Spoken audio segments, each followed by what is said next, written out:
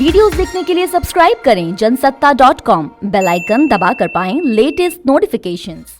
नमस्कार, स्वागत है आपका जनसत्ता में और मैं हूं कुमार संभव जैन।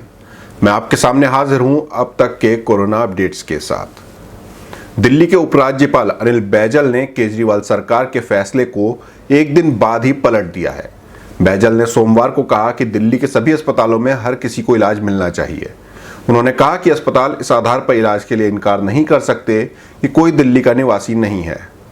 इस पर मुख्यमंत्री अरविंद केजरीवाल ने ट्वीट किया।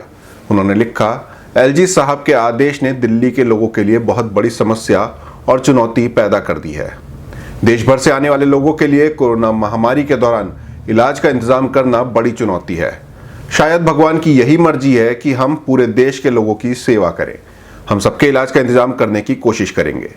इस पर दिल्ली के उप मुख्यमंत्री मनीष सिसोदिया ने कहा कि भाजपा ने उपराज्यपाल पर हमारा निर्णय बदलने के लिए दबाव डाला है। अब दिल्ली के अस्पतालों में दिल्ली के लोगों को प्राथमिकता नहीं दी जाएगी। आखिर कोरोना मामले पर बीजेपी राजनीति क्यों कर रही है? वह राज्य सरकार की नीतियों को असफल बनाने की कोशिश क्यों कर रही है? इस बीच देश में कोरोना का कहर लगातार बढ़ रहा है। केंद्रीय स्वास्थ्य मंत्रालय के मुताबिक बीते 24 घंटे में देश में कोरोना संक्रमण के 9,983 नए मामले सामने आए हैं और 206 लोगों की मौत हो गई है। अब देश में कोरोना मरीजों की कुल संख्या 2,56,611 हो गई है। इनमें 1,25,381 एक्टिव केस हैं और 1,24,095 मरीज ठीक हो चुके हैं। देश में कोरोना से अब तक कुल 7,135 लोगों की मौत हो चुकी है। ऐसे में पश्चिम बंगाल और मिजोरम ने लॉकडाउन 30 जून तक बढ़ा दिया है। उधर टॉप 10 संक्रमित राज्यों में महाराष्ट्र पहले, तमिलनाडु दूसरे, दिल्ली तीसरे, गुजरात चौथे और बिहार 10वें नंबर पर है। लेकिन गुजरात में मृत्यु दर सबसे ज्यादा 6.2% और बिहार में सबसे कम 0.6% है। उधर दिल्ली के सीएम अरविंद केजरीवाल को बुखार और गले में इन्फेक्शन है। वो कल यानी मंगलवार को अपना कोरोना टेस्ट कराएंगे। बताया जा रहा है कि केजरीवाल ने खुद को आइसोलेट कर लिया है। सोमवार को उनकी जगह डिप्टी सीएम मनीष सिसोदिया ने प्रेस कॉन्फ्रेंस की, जबकि रविवार को केजरीवाल ने प्रेस कॉन्फ्रेंस की थी।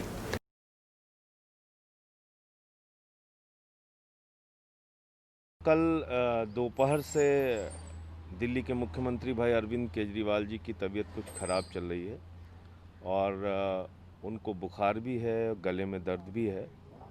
इसके कारण से उन्होंने अपने घर में ही खुद को आइसोलेट कर लिया है, अलग रखा है।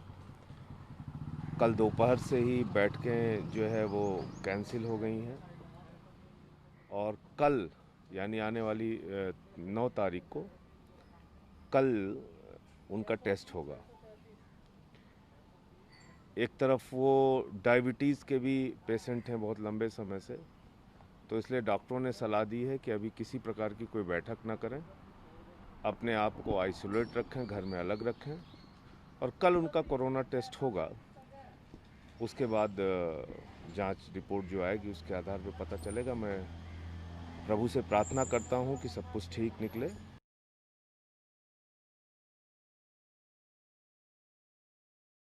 केंद्रीय गृह मंत्री व बीजेपी के पूर्व अध्यक्ष अमित शाह ने कोरोना वायरस के खिलाफ लड़ाई को लेकर केंद्र सरकार पर सवाल उठाने वालों पर पलटवार किया। उन्होंने कहा कि इस जंग में विपक्षी पार्टी ने अमेरिका व स्वीडन में लोगों से बात करने और इंटरव्यू लेने के अलावा क्या किया।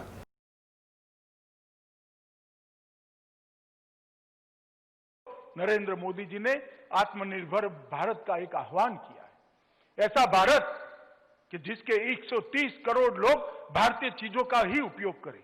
मैं भारतीय जनता पार्टी के करोड़ों कार्यकर्ता और देश की जनता को, उड़ीसा की जनता को अपील करने आया हूं कि आज हम संकल्प कर जाए, जहां तक हो हम भारत में बनी हुई चीजों का ही उपयोग करेंगे। विदेशी चीजों का हम बहिष्कार कर भारत के अर्थतंत्र को आत्मनिर्भर बनाएंगे। मोदी जी की कल्पना है आत्मविश्वास से जगमगता आत्मनिर्भर भारत बनाने की, और वो कल्पना को हम सब साकार करने के लिए अपना पूरा समय लगा दे। स्वदेशी उत्पादों का ही उपयोग करने का हम सब ने आग्रह करना चाहिए। मित्रों, अभी कोरोना का संकट काल है। सब जगह देश में महामारी का प्रकोप है।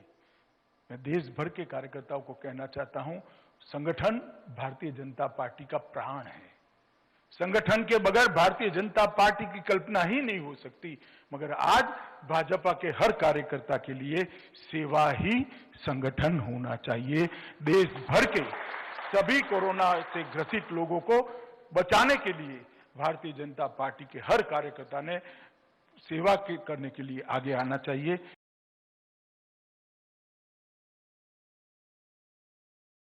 अब हम पूरे दुनिया भर में कोरोना वायरस के हालात से रूबरू होते हैं। पूरी दुनिया में कोरोना वायरस से अब तक 4,06,777 लोगों की मौत हो चुकी है। वहीं संक्रमितों का आंकड़ा 71,23,759 हो गया है। अब तक 34,78,030 लोग ठीक हो चुके हैं। रूस में पिछले 24 घंटे के दौरान इन्फेक्शन के 8,985 नए मामले मिले हैं और 112 लोगों की मौत हो गई है। देश में अब तक 5,971 लोगों की जान जा चुकी है, जबकि 6,67,000 से ज्यादा संक्रमित हैं। उधर पाकिस्तान के पूर्व प्रधानमंत्री शाहिद खक्कान अब्बासी कोरोना पॉजिटिव पाए गए हैं। उनकी पार्टी पाकिस्तान मुस्लिम लीग नवाज की प्रवक्ता मरियम औरंगजेब ने इसकी पुष्टि की। उन्होंने बताया कि रिपोर्ट पॉजिटिव आने के बाद अब्बासी अपने घर में ही क्वारंटाइन हो गए हैं। अब हम दुनिया के बाकी देशों में कोरोना वायरस के मामलों से रूबरू होते हैं। अमेरिका में अब तक 20,08,266 लोग कोरोना की चपेट में आ चुके हैं। यहाँ 1,12,477 लोगों की मौत हो चुकी है। ब्राजील में 6,91,962 लोग इन्फेक्टेड हैं। वहीं 36,499 लोगों की मौत हो चुकी है। रूस में अब तक 4,67,658 लोग कोरोना से संक्रमित हैं। या 5,971 लोग अपनी जान गंवा चुके हैं। स्पेन में 2,88,630 लोग कोरोना वायरस की चपेट में हैं। या 27,136 लोगों की जिंदगी कोरोना वायरस लील चुका है। ब्रिटेन में 2,86,194 लोग कोरोना से संक्रमित हैं। या 40,542 लोगों की मौत हो गई है। इटली में 2,34,998 लोग इन्फेक्टेड हैं, जबकि 33,899 लोगों की मौत हो चुकी है। पेरू में संक्रमितों का आंकड़ा 1,96,515 तक पहुंच चुका है। या 5,465 लोग अपनी जान गंवा चुके हैं। जर्मनी में 1,85,869 लोग इन्फेक्टेड हैं। या 8,776 लोगों की मौत हुई है। ईरान में कोरोना संक्रमितों की संख्या 1,71,790 हो गई है। या अब तक 8,281 लोगों की जान जा चुकी है। ये थे अब तक के कोरोना अपडेट्स। कोरोना के बारे में और भी जानकारी पाने के लिए बने रहिए जनसत्ता के साथ।